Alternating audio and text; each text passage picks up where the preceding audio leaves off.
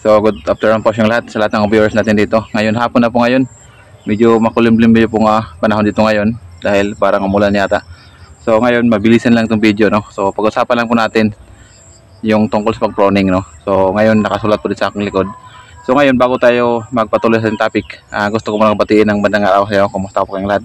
So sa hindi pa nakasubscribe sa channel natin, huwag niyo kalimutan subscribe sa channel, pindutin niyo palagi yung notification bell para update niyo palagi sa ating mga videos. Okay, so maraming salamat sa mga bagong subscribers, sa mga lumang subscribers, sa lahat ng mga supporters, sa akin. Maraming salamat po yung lahat.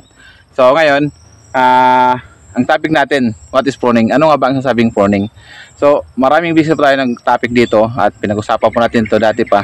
Ngayon, maraming alam kung paano proning pero hindi nila alam kung paano nga ba ang ibig sabihin ng proning. So dito naman sa okra, kasi ito ang pinag-usapan natin last week, ano. So ang okra ay walang proning. So nag-proning tayo sa okra dito lang sa dahon.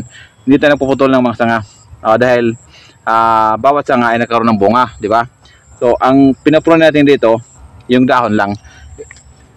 Ang pagpuputol dito ng dahon, di ba? Pag wala ng bunga, doon natin kukunin, tatanggalin. Pero kung may bunga pa, hindi pa pwede, di ba? So pero sa direksyong salita, yung okra walang proning yon. So sasabi lang sa inyo for demonstration purposes, di ba? So ngayon, hindi naman lahat ng tanim na mag-proning. Katulad dito sa tanim namin na bell pepper. Ito po yung bell pepper, no. Dito sa bell pepper ay may proning dito. So pag proning ng bell pepper, ipinakita po sa inyo, mula dito sa ito sa forking point pailalim, lahat ng sangay tatanggalin. Ito sa forking above the fork ay doon tayo pagpatuloy pag pasanga para magkaroon ng bunga. So ngayon, ito na po yung ating topic, ano. Ito na po yung proning. Bali dito, sinulat ko pa dito sa blackboard, ano, illustration board. Siguro pasensya na po kayo sa pagsulat natin. Sana mabasa niyo po ng maayos, ano. So ito po yung topic natin, yung main topic natin. What is proning po? So pruning is the removal of undesirable parts of the plants. Yung sinasabing undesirable, ano yun, hindi natin kailangan. Dapat tanggalin natin yung tanga. So hindi lahat ng tanim may pruning. So depende lang sa inyo kung mag-pruning din po kayo. Pero ang practice ko yun talaga ang ginagawa ko. Every time nagtatanim ako, nagpro-pruning po ako. So best timing for pruning. So anong oras pwede tayo mag-pruning? Ito.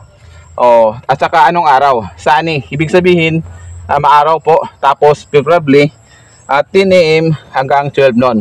So ibig sabihin, pag mag-pruning po tayo, dapat maaraw po, mainit po yung panahon.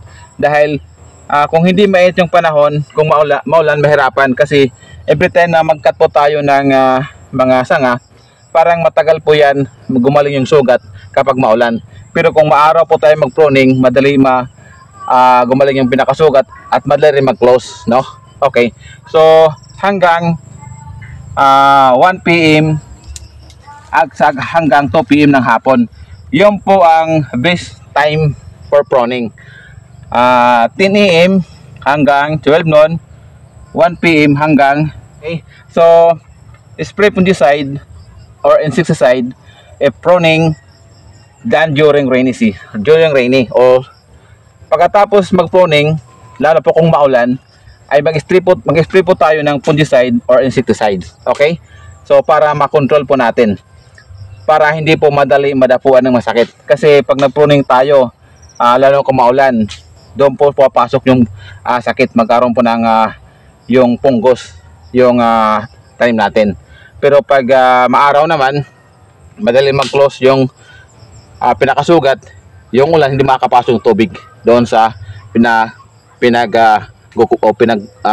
gugupitan natin, di ba? So ito naman, age of pruning. So meron tayong sasabing edad sa pag-pruning kung kailan. So pagkatapos ng 10 to 15 days after transplanting, doon na po tayo magsimula sa pag-pruning. Ibig sabihin 2 weeks po ito at saka 1 day. Depende sa tanim kung ano po ang tanim natin. Basta 10 to 15 days after mag-transplanting, doon tayo magsimula sa pag-pruning. Okay? So importance of pruning. So ano nga ba ang importance sa pag-pruning? at saka ang kalagayan sa pag-pruning. Bakit po tayo nagpro-pruning? Okay? So, ang importance of pruning ay minimize the competitions of sunlight, nutrients, and water. So, parang mami-minimize po yung kompetensya doon sa, lalo pa sa pagdating sa sunlight, para madali makapasok yung sunlight, yung araw doon sa mga tanim. O, saka pagdating sa nutrients, parang hindi po sila nag-aagawan. No? Saka sa water din, ganun din eh.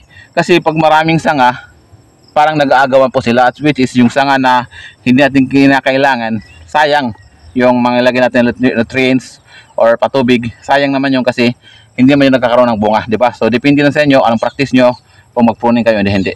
So pangalawa, minimize insect occurrence.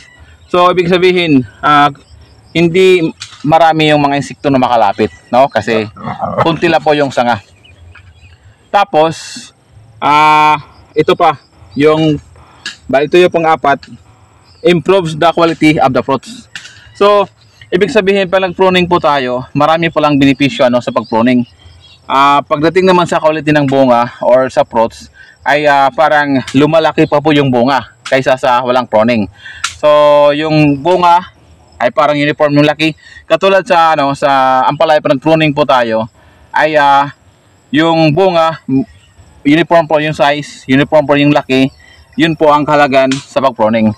So improves the quality of the fruits. Okay, so yun lang po ang share ko sa inyo. Nagmamadali ako ngayon, baka mabutan pa kami ng ulan. Sayang yung video natin ngayon, baka hindi clear ito, hindi masyadong makita nyo, sayang naman, no? So pasensya na po ako sa pagsulat namin yung late pala kasi nagmamadali ako. Yun po ang kalagayan sa pruning. What is pruning? Pruning is the removals of undesirable parts of the plants.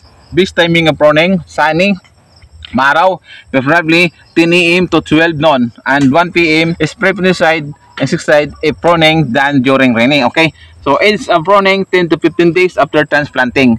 Importance of pruning, minimize the competitions of sunlight, nutrients, and water. Pangalawa, minimize insect occurrence. Pangatlo, minimize spraying. Ang pangapat, improve the quality of the fruits. Okay, yun lang po ang share ko sa inyo, sana naintindihan nyo. Ito po ay tips and tutorial lang po para sa mga beginners, no? So yun lang po ang topic natin ngayon, tungkol po sa pruning. Kasi maraming nagtatanong dito kung paano mag-pruning. Alam nila kung paano mag-pruning, pero hindi nila alam kung ano nga ba ang ibig sabihin ng pruning. Okay, ito pinakita ko po sa inyo yung simple nating ginagawa, no? So pasensya po, sulat, inulat mo lang, nagmamadali ako kanina. Okay, kung may mga katanungan pa po kayo sa akin, mag-comment lang kayo sa comment section. Sagutin ko po kayo. At hindi pa nakasubscribe sa channel natin, subscribe na channel. Pindutin nyo po palagi notification bell para update rin po kalagi sa aking mga video. God bless sa inyo lahat. Bye po. And maraming salamat sa inyong panood.